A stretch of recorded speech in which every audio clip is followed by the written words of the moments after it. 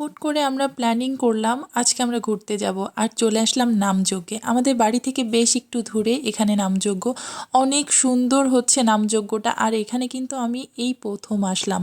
আর এখানে কিন্তু একটা সিক্রেট আছে, মানে এই বছরের স্পেশাল।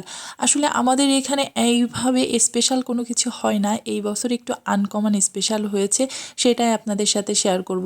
আর এই পূজা নামযজ্ঞটা অনেক ভালো ছিল। সেই স্পেশালটা হলো শ্রীকৃষ্ণের বিশ্বরূপ। শ্রীকৃষ্ণের এই বিশ্বরূপ প্রতিমাটাই হলো স্পেশাল। আর এখানে অনেক সুন্দর করে পুজো হয়েছিল। যেমন পুজো হয়েছিল তেমন এখানে নামযজ্ঞ, এখানে প্রসাদ ছিল আনন্দবাজারের প্রসাদ, ডাল, আলু, সয়াবিন আর টক। প্রসাদগুলো কিন্তু অনেক সুন্দর হয়েছিল। আর গ্রাম অঞ্চলে যেটা হয় আর কি, আমার ছোটোটা চলে গেছে এক কাকার সাথে ঢোল বাজাতে, আর সে একের পর এক ঢোল বাজাইতেই আছে কাকার সাথে। আমরা খাওয়া দাওয়া করে চলে আসলাম এখানে কিছু কেনাকাটার জন্যে। তেমন কিছুই ভালো লাগেনি।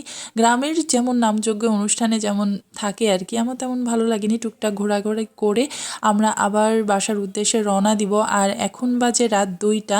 আমরা কিন্তু অনেক রাত পর্যন্তই নামযজ্ঞর এখানে ছিলাম। আপনার দাদা, আমরা, ছোটটা, আমরা 3জন মিলে আবার বাড়ির উদ্দেশ্যে রওনা দিচ্ছি। টাটা। কেমন লেগেছে ভিডিওটা অবশ্যই বলবেন।